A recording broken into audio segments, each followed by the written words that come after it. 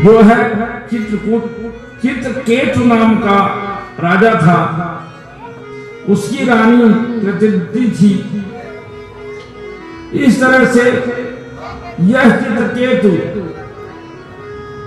जो है मन में जमे हुए बाहर की चित्र ही भजन में विघ्न करता है, अर्थात तर्क वितर्क ही बाधक है।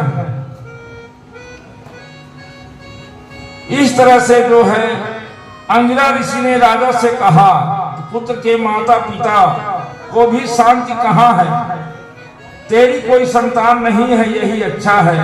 राजा के मन में संसार के कई चित्र जम गए थे, अतः उसने दुराग्रह किया कि मेरे घर में पुत्र जन्म हुआ। राजा की और भी पत्नियां थीं, ईर्ष्यावश किसी विधाता और किसी भी जितनी ये इसकी स्त्रियां थी विमाता, जो चित्रकेतु के एक पुत्र था,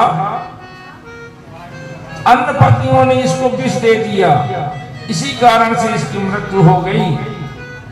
यह देखकर के प्रतिद्वती जो नाम की थी वह रोने लगी, रुदन करने लगी। ठीक इसी समय यहाँ पर नारद जी आ गए।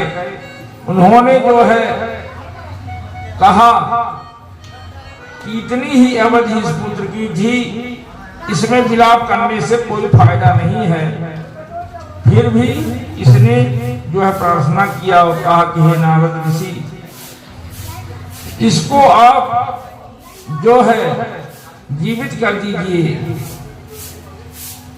नारद ने कहा यह जहां से आया वहीं को चला गया, अर्थात ईश्वर अंश जीव अविनाशी। तो यदि जो जिसकी चीज है उसमें चली गई तो उसमें दुख होने की बात ही नहीं है। इस तरह से जो है वहां से वापस नहीं आएगा। कहते हैं कि 4 प्रकार के पुत्र माने गए हैं। पहला शत्रुपुत्र, यानी कोई हमारा एक दुश्मन है तो वह पुत्र रूप में जन्म लेकर के जो है बैरी भाव से पिता को सताने लगता है। दूसरा कर्जा लेने वाला, यदि पूर्व जन्म का ऋणदाता कर्जा लिया है और नहीं दिया तो वह पुत्र रूप में आता है। पिता उसकी सभी प्रकार की आवश्यकताओं को पूरा करता है। या पुत्र रूप में आकर के यदि कर्जा पिता ने नहीं दिया है तो इस तरह से जो है वह स्वीकार करता है, उसको सुख प्राप्त होता है। अन्यथा पिताजी की संपत्ति को वह जो है दुर्व्यवहार में खर्च करता है। तीसरा उदासीन पुत्र बताए, जब तक वह अविवाहित अर्थात विवाह नहीं हुआ तब तक वह माता पिता के साथ रहता है और माता पिता से ना तो कुछ लेता है और ना उन्हें कुछ देता है।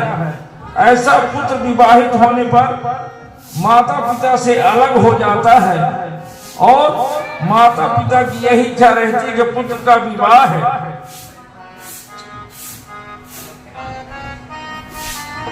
हो जाने से सुख की इच्छा रहती है, अर्थात 4 हाथ होंगे तो सहारा मिल गया, अर्थात बहू भी आ गई, 2 और 2 4 हो गए तो यह इसके 4 पैर भी हो गए। इस बात का ध्यान नहीं रखते और विवाह के बाद मनुष्य अधिकतम पशुवत ही जीवन धारण करता है।